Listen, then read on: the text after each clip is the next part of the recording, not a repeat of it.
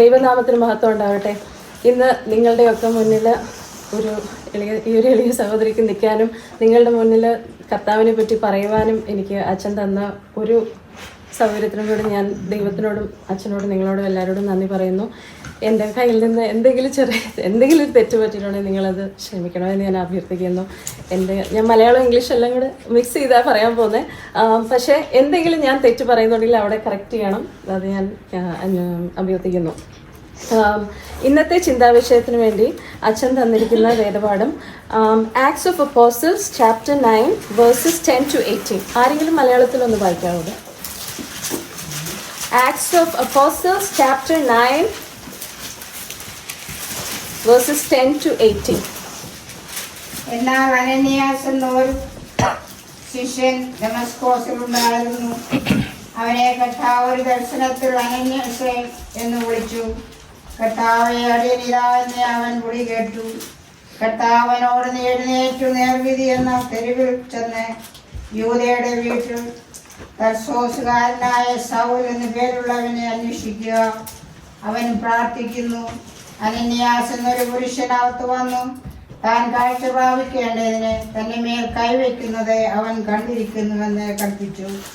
അതിന് അനന്യാസ്, കർത്താവേ, ആ മനുഷ്യൻ യെരൂശലേമിൽ നിന്റെ വിശുദ്ധന്മാർക്ക് എത്ര ദോഷം ചെയ്തു എന്ന് പലരും പറഞ്ഞു ഞാൻ കേട്ടിരിക്കുന്നു. ഇവിടെ നിന്റെ നാമത്തെ വിളിച്ചപേക്ഷിക്കുന്നവരെയൊക്കെയും പിടിച്ചു കെട്ടുവാൻ അവനും മഹാപുരോഹിതന്മാരുടെ അധികാരപത്രമുണ്ട് എന്ന് ഉത്തരം പറഞ്ഞു. കർത്താവിനോട്, നീ പോവുക, അവൻ എന്റെ നാമം ജാതികൾക്കും രാജാക്കന്മാർക്കും ഇസ്രായേൽ മക്കൾക്കും മുമ്പിൽ വഹിക്കുവാൻ ഞാൻ തിരഞ്ഞെടുത്തിരിക്കുന്നുവെന്ന് ഒരു പാത്രം ആവുന്നു.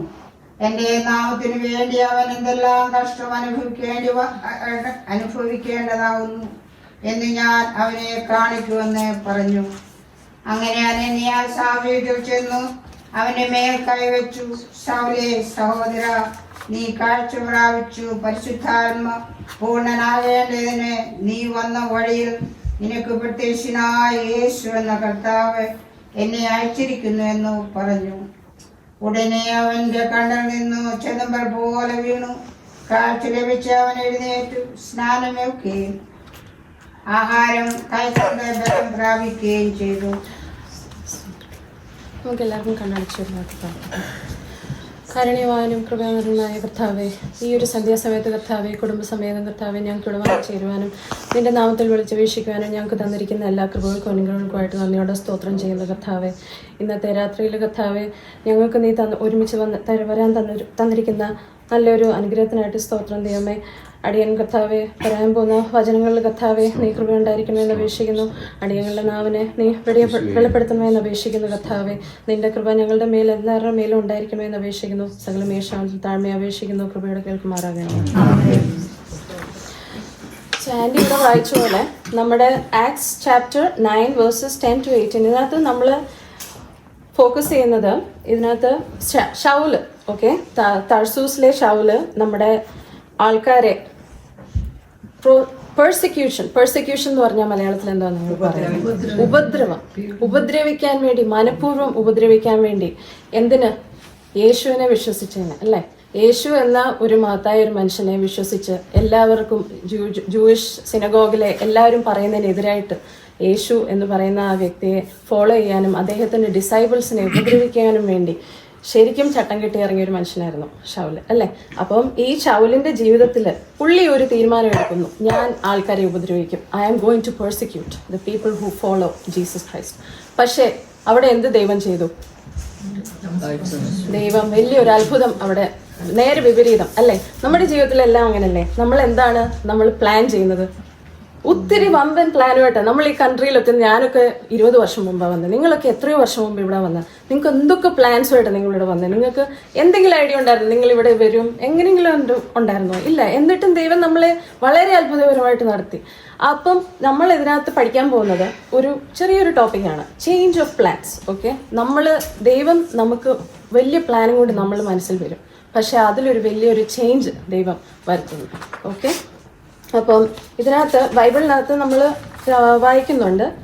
ഫസ്റ്റ് 2 ഭാഗമായിട്ടാണ് ഞാൻ ആദ്യം പോകുന്നത്. Saul planned A persecution. Okay, Saul എന്തായിരുന്നു?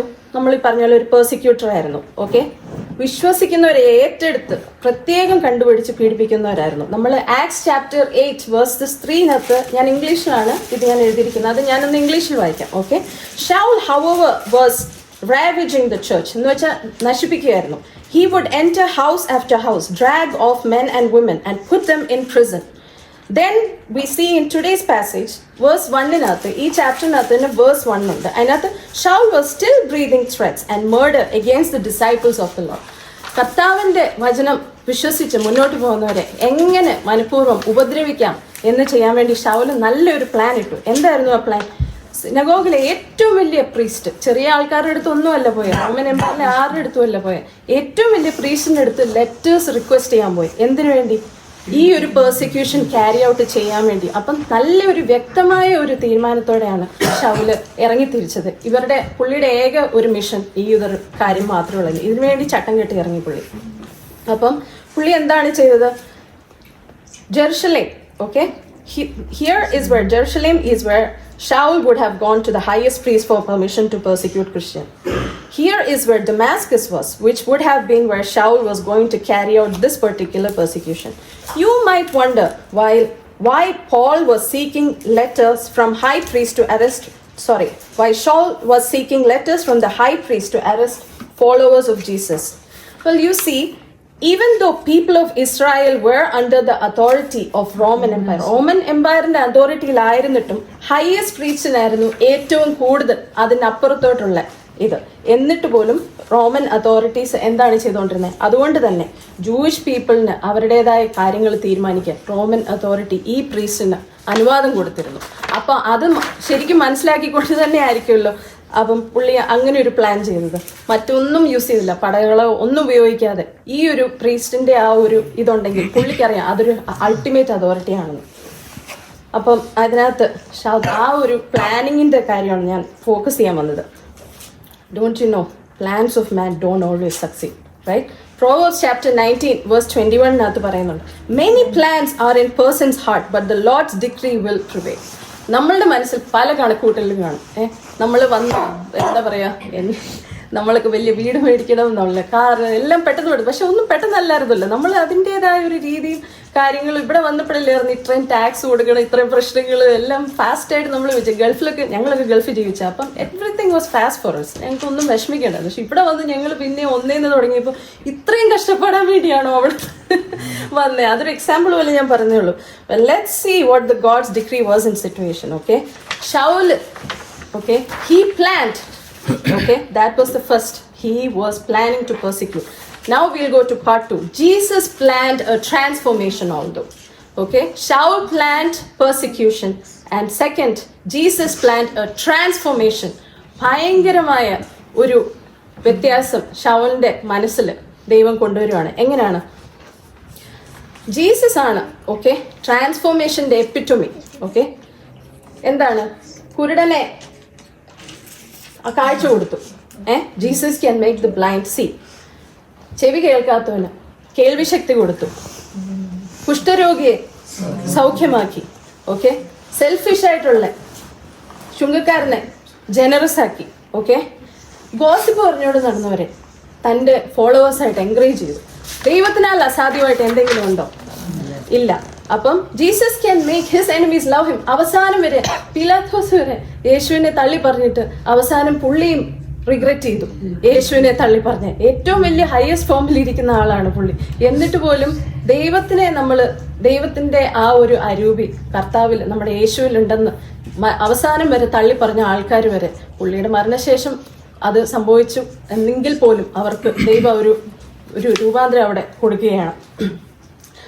So Jesus can make his enemies love him. Jesus can make sinners even saint. തെറ്റ് ചെയ്ത എത്രയുണ്ട്? ആരൊക്കെയാ? ഞാനൊരു പെട്ടെന്ന് എൻ്റെ മനസ്സിലൊരു കാര്യം വന്നു. ഞങ്ങളുടെ വീടിനടുത്തായിരുന്നു കരിക്കം വില്ല കൊലക്കേസ് നടന്ന്, കേട്ടിട്ടുണ്ടോ? കരിക്കം വില്ല കൊലക്കേസ്. അപ്പം ഞാൻ ഈ സ്റ്റോറീസ് ഒക്കെ കേട്ടിട്ടേ ഉള്ളൂ. ഇത് ചെയ്ത ആ അങ്കിള് ഇപ്പൊ സുവിശേഷം പ്രസംഗിക്കുക. ഓക്കെ, സോ ഇത് ഞാൻ കേട്ടപ്പോൾ എനിക്ക് ആദ്യം പുള്ളിയുടെ മനസ്സ് എനിക്ക് ഓർമ്മ വന്നു. അവിടെ ദൈവം പ്രവർത്തിച്ചു അല്ലെ? വലിയൊരു രൂപാന്തരം മനുഷ്യരുടെ ജീവിതത്തിൽ ദൈവത്തിനെ കൊണ്ടുവരാം. ദൈവത്തിന് നമ്മളും മനസ്സ് വയ്ക്കണം, that is very important. But രൂപാന്തരം ദൈവം കൊണ്ടുവരുന്നു, അത് അസാധ്യമല്ലെന്ന് മനുഷ്യരുടെ ജീവിതത്തിന്റെ ഒരു എക്സാമ്പിളിൽ കൂടെ നമ്മൾ പഠിക്കുകയാണ്. So we see Jesus as a change of plans for Saul who was attempting to be a persecutor. So ഈ ആക്ട്സ് chapter 9 verse 3 പറയുന്നുണ്ട്, Shaul was on his way to bring persecution to the city of Damascus. Jesus strikes Shaul with a sudden light. പെട്ടെന്ന് ആ വെളിച്ചം കൊണ്ട് ഷൗലിന്റെ കണ്ണുപോയി. ആ വെളിച്ചം, എന്തിനാണ് ആ വെളിച്ചം? നമ്മുടെയൊക്കെ ജീവിതത്തിൽ ഒരു ഇച്ചിരി നമ്മൾ ഇച്ചിരി ഒന്ന് അഹങ്കരിച്ച് ഒന്ന് ഇച്ചിരി എല്ലാം തികഞ്ഞു പറഞ്ഞു പെട്ടെന്ന് ഒരു അടി എവിടെന്നെങ്കിലുമൊക്കെ നോക്കിയിട്ട് എന്തിനാണ്? ദൈവത്തിനോട് അറിയാൻ, നമ്മൾ താഴാനും ദൈവത്തിനെ കൂടുതൽ അറിയാനും. അത് ദൈവത്തിന്റെ ഒരു ടെസ്റ്റ് ആണെന്നൊക്കെ നമ്മൾ വിചാരിക്കും. എന്തിനാണ് ദൈവമേ എന്നോട് ഇങ്ങനെ ചെയ്യുന്നതെന്നൊക്കെ നമ്മൾ വിചാരിക്കും. പക്ഷെ അവിടെ ദൈവം ഒരു ബിഗർ ഒരു കോസിന് വേണ്ടിയായിരിക്കും ദൈവം നമുക്കത് തരുന്നത്. സോ ഈ ഒരു ലൈറ്റ്, ആ ഒരു അതി തീവ്രമായ ആ വെളിച്ചം ഷൗലിന്റെ കണ്ണ് ആദ്യം എന്താണ്? ബ്ലൈൻഡ് ആക്കി. പക്ഷെ ആ ഒരു ബ്ലൈൻഡ് ആക്കിയിട്ട് പോലും ഷൗല് ഉറക്കെ പറയുന്നുണ്ട്, why are you persecuting me എന്ന് പറയുന്നുണ്ട്. ഈ ലൈറ്റ് വന്നു കഴിയുമ്പോൾ, now stop a minute and put yourself in the place Saul. നമ്മളോട് ആരായിരിക്കും ഇതൊക്കെ പറയുന്നത്? നമ്മൾ എങ്ങനെയായിരിക്കും ദൈവത്തിനോട് പ്രതികരിക്കാൻ പോകുന്നത്? നമുക്ക് ഇങ്ങനെ ഒരു എണ്ണം കിട്ടുമ്പോൾ, ഇങ്ങനെ ഒരു ഇടിയോ, നമുക്ക് എന്തെങ്കിലും പ്രതീക്ഷിക്കാത്ത ഒരിതോ എന്തെങ്കിലും നമ്മുടെ ജീവിതത്തിൽ പെട്ടെന്ന് കോവിഡ് തന്നെ നമ്മൾ വിചാരിക്കാത്ത എത്രയോ പേരുടെ ജീവിതം, എത്രയോ പേരുടെ ഹാപ്പിനെസ്, എത്രയോ കുടുംബങ്ങളിൽ നമ്മളൊക്കെ ദൈവത്തിനോട്, നമ്മളൊക്കെ പള്ളിയിൽ പോകുന്നില്ലേ, നമ്മൾ പ്രാർത്ഥിക്കുന്നില്ലേ, എങ്ങനെ ഇത് നമ്മുടെ ജീവിതത്തിൽ വന്നു? എന്നിട്ടും നമ്മൾ എന്ത് ചെയ്തു? പ്രത്യാശ കൈവിടാതെ, ഹോപ്പ്, ആ ഒരു ഹോപ്പ് എന്നൊരു വാക്ക്, കർത്താവിലുള്ള വിശ്വാസം നമ്മൾ കൈവിടാതെ മുന്നോട്ട് പോകുന്നു. ഷൗലിന് ദൈവം ആ ഒരു ലൈറ്റ്നിങ് കൊടുത്തപ്പോൾ ഷൗൽ എന്താണ് ചോദിച്ചത്? വേഴ്സ് 5 പറഞ്ഞു, നീ ആരാണെന്ന് ചോദിക്കുന്നു. അപ്പം എന്തുകൊണ്ടാണ് ദൈവം പറയുന്നത്? I am Jesus the one you are persecuting. നീ എന്നെ തള്ളി പറയാൻ തുടങ്ങി, പക്ഷെ ഞാൻ നിന്നെ കണ്ണു തുറക്കാൻ ഞാൻ വന്നിരിക്കുകയാണ്. അപ്പം ഷൗലിന് എന്തായിരിക്കും ശരിക്കും? നമ്മൾ എന്താ പറയുക, ശുദ്ധ മലയാളത്തിൽ എന്താ പറയുക, നമ്മൾ ആ അവസ്ഥയിൽ നമുക്ക് പെട്ടെന്ന് വരുമ്പോൾ നമുക്കൊരു ലജ്ജ, ഒരു നാണക്കേട് ഇതൊക്കെ തോന്നുമല്ലോ. പിന്നെ സോ ഷൗലിനോട് പറയുകയാണ്, ഓക്കെ, നമ്മൾ പറയാണ്, ദൈവം ഷൗലിനോട് പറയാണ്, you should go to the city of Damascus and wait for further instructions. നമ്മളോടൊക്കെ ആരെങ്കിലും എന്തെങ്കിലും പറയണം, ഞാൻ പറയുന്ന പോലെ ചെയ്യണമെന്ന് പറഞ്ഞ് നമ്മൾ എത്ര പേര് ചെയ്യും? എന്തിനു ചെയ്യണം എന്ന് നമ്മൾ ചോദിക്കും. പക്ഷെ ഇവിടെ ഷൗൽ അങ്ങനെയല്ല ചെയ്തത്. യെസ് സർ, വിത്തൗട്ട് തിങ്കിങ്, കർത്താവെ പറയൂ, ഞാൻ അനുസരിക്കാം. ആ അനുസരണ എന്തുകൊണ്ട് അത് ചെയ്തതെന്ന് ചോദിച്ചാൽ അവിടെ കർത്താവ് പ്രവർത്തിച്ചുകൊണ്ട്, അത് ഷൗലിന്റെ കൺട്രോളിലല്ല. പിന്നെ അവിടെ ദൈവമാണ്. God let go and God was in control. We learned that as a result of his encounter with Jesus, Shaul was left blind. എത്രയോ ദിവസങ്ങളിൽ ബ്ലൈൻഡ് ആയിട്ട് നിന്നു. ആൻഡ് പുള്ളിയുടെ കൂടെ പോയവരുണ്ട് ഇതൊക്കെ പെർസിക്യൂട്ട് ചെയ്യാൻ, അവരും അന്താളിച്ചിരിക്കുകയാണ്. എന്താണ് സംഭവിച്ചത്? അവർക്ക് എങ്ങനെയാണ് റിയാക്ട് ചെയ്യേണ്ടതൊന്നും അറിയത്തില്ല. അപ്പൊ അതിന്റെ ഇടയ്ക്ക് കർത്താവ് അനന്യാസിനെ എടുത്ത് അപ്രോച്ച് ചെയ്യുന്നുണ്ട്. വേഴ്സ് 11 എന്താ പറഞ്ഞേ? Get up and go to the streets called straight to the house of Judas and ask for a man from Tarsus name Saul. ഷൗല് കണ്ണുമ്പെല്ലാം പോയി യൂദാസ് എന്ന് പറഞ്ഞ മനുഷ്യന്റെ വീട്ടില് ശരീരമെല്ലാം ഒരുമാതിരി ശോഷിച്ച് കാഴ്ചയും പോയി ഒന്നിനും കൊള്ളാത്തവനായിട്ട് കിടക്കുക. അവിടെ കർത്താവ് അനന്യാസ് എന്നൊരു മനുഷ്യനെ വിട്ടിട്ട് പറയുകയാണ്, നീ പോയി ഇവനെ അന്വേഷിക്കണം. അനന്യാസിന് പേടിയാണ്. കാരണം എല്ലാവരും കൊല്ലാൻ നടക്കുന്ന ഒരുത്തിന്റെ മുന്നിലോട്ട് എന്താ പറയണേ, കുത്താൻ പോകുന്ന വെട്ടുക പോത്തിന്റെ മണ്ടയ്ക്കോട്ട് എന്നെ ഇടുന്ന എന്തിനാന്ന് ചോദിക്കുന്ന പോലെ. നമ്മളൊക്കെ നമ്മളുടെ അടുത്ത് ഇപ്പം ഒരാൾ ഇപ്പൊ തന്നെ അച്ഛൻ എനിക്കൊരു ബൈബിൾ പോയി പ്രസംഗിക്കാൻ എനിക്ക് അവസരം തന്നു. ഞാൻ വളരെ 10 പ്രാവശ്യം ഞാൻ നൽകി, ദൈവമേ എന്തിനാ അച്ഛൻ എന്നോടൊന്ന് പറയുന്നത് എന്ന് പറയണ പോലെ. പക്ഷെ എന്നിട്ട് അന്വേഷ ചോദിക്കുമ്പോഴും ദൈവം പുള്ളിയോട് എന്താ പറയുന്നത്? 13-14 വാക്യങ്ങൾ. Lord, I have heard from many people about this man. പലരുടെ നിന്ന് ഞാൻ കേട്ടിരിക്കുന്നു, ഈ മനുഷ്യൻ എന്തിനാണ് ആൾക്കാരെ ഉപദ്രവിക്കാൻ വേണ്ടി ഇറങ്ങിയാണ്. പുള്ളിയുടെ കൺസേൺ വളരെ റീസണബിൾ ആണ് അല്ലേ? എന്തിനാണ് എന്നെ ഉപദ്രവിക്കാൻ പോകുന്ന ആളുടെ അടുത്തോട്ട് എന്നെ പറഞ്ഞു വിടുന്നത്? നമ്മൾ അതിനും ചോദിച്ചു പോകും. പക്ഷെ കുറച്ച് കാര്യങ്ങൾ അനന്യാസിനെ അറിയണം. അനന്യാസിന് കുറേയൊക്കെ ഈ ഷൗലിനെ പറ്റി അറിയാമായിരുന്നു, ഓക്കെ. പക്ഷെ അനന്യാസിന് ഒരു കാര്യം മാത്രം അറിയത്തില്ലായിരുന്നു. അതെന്താണെന്ന് പറയാമോ? That Jesus was planning a transformation for Saul. ഷൗലിന് ഒരു രൂപാന്തരം ഉണ്ടാക്കിയെന്ന് അനന്യാസിനൊന്നും അറിയത്തില്ലായിരുന്നു. പുള്ളിക്ക് പേടി, എന്നെ കൊല്ലാൻ പോവാണോ, എന്നെ ഇതിന് മനുഷ്യന്റെ മുന്നോട്ട് എന്നെ ദൈവം കൊല്ലാൻ വിടുവാണോ, ഇനിയിപ്പം മരിക്കണമെങ്കിൽ മരിക്കാം, ഞാനങ്ങ് പോയേക്കാം എന്ന് വിചാരിച്ചങ്ങ് പോയി. Verse 15 and 16 അകത്ത് പറയുന്നു, but the Lord said to him, go, for this man is my chosen instrument to take my name to Gentiles, kings and Israelites. I will show him how much he must suffer for my name. എൻ്റെ നാമത്തിൽ അവൻ എത്ര കാലം ഇനിയും അവൻ അനുഭവിക്കാൻ കിടക്കുന്നു എന്ന് ഞാൻ അവനെ പഠിപ്പിക്കാനിരിക്കുന്നു. You see, Shaul planned on being an instrument who would bring mayhem to the church. പള്ളിയിൽ പ്രശ്നം ഉണ്ടാക്കാൻ വേണ്ടി പുള്ളി അതൊരു ഇൻസ്ട്രുമെന്റും കൊണ്ട് പോയത് ആൾക്കാരെ അറസ്റ്റ് ചെയ്യാൻ വേണ്ടി. പക്ഷെ Jesus planned on Saul being an instrument to bring the message of the gospel. കർത്താവിന്റെ വചനം ആരുടെ ഇടയിലോട്ട്? ജെന്റൈൽസ്, രാജാക്കന്മാർ, ഇസ്രായേൽ മക്കൾക്കെല്ലാം ഒരു പുതു സദ്വാർത്ത, നല്ലൊരു വാർത്ത, യേശുവിന്റെ വചനം അറിയിക്കാൻ വേണ്ടി ശൗലിനെ അവിടെ ഉപകരിക്കുകയാണ്. Finally Jesus says, I will show him how much he must suffer for my name. Saul വളരെ കാലം അനുഭവിച്ചു അല്ലേ, വിൽ സഫർ ഗ്രേറ്റ്ലി. പക്ഷെ അതിൽ തന്നെ ശൗല് പറയുന്നുണ്ട് അവൻ്റെ ജീവിതം ഒരു കഷ്ടപ്പാടാണെന്ന് ശൗലിന് തോന്നാത്തൊരു വചനമുണ്ട്. അത് നമ്മൾ ഫിലിപ്പിയൻസ് ചാപ്റ്റർ 3 വേഴ്സ് 18 പറയുന്നുണ്ട്. By the way these words would have made ഇതിനകത്ത് പറയുന്നുണ്ട്, ശൗല് പറയുന്ന ഈ ഒരു വാക്കാണ്, ഞാൻ ഇംഗ്ലീഷിലാണ് വായിക്കുന്നത്. More than that, I also consider everything to be a loss in view of the surpassing value of knowing Christ Jesus my Lord. Because of him I have suffered the loss of all things and consider them as dung, so that I may gain Christ. എൻ്റെ ജീവിതത്തിൽ ഞാൻ ഇത്രയും നാൾ വീണ്ടെടുത്തതോ ഒന്നിനും അർത്ഥമില്ലാതായിരിക്കുന്നു. കാരണം കർത്താവ് എൻ്റെ കണ്ണ് തുറന്നതോടെ അതിൽ മാത്രമാണ് എൻ്റെ ജീവിതത്തിൽ അർത്ഥമുള്ളത്. ഈ ഒരു കഷ്ടപ്പാട് എനിക്ക് പുതിയൊരു രൂപാന്തരം, പുതിയൊരു ജീവിതം തന്നിരിക്കുകയാണ്. Everything that Paul gave up in this world was considered filthy waste in his, so that he may gain Jesus Christ. What a transformation, അല്ലേ? എന്തൊരു ട്രാൻസ്ഫോർമേഷൻ ആണ്. Finally, we see that Ananias obeys, goes and prays for Shaul, including that he would be filled with the Holy Spirit. Paul regains his sight and he demonstrates his transformation by being baptized. അവിടെ സ്നാനപ്പെടുന്നു, കണ്ണു തുറക്കുന്നു, സ്നാനപ്പെടുന്നു, ഭക്ഷണം കഴിക്കുന്നു. Everything in Saul's life will change from that moment on. Saul may have planned persecution, but Jesus planned transformation. God would do something great in the world by his power, and for his glory he would do it through Shaul. That takes us to one bottom line. The change of plans in Shaul's life would shape the future of Christianity.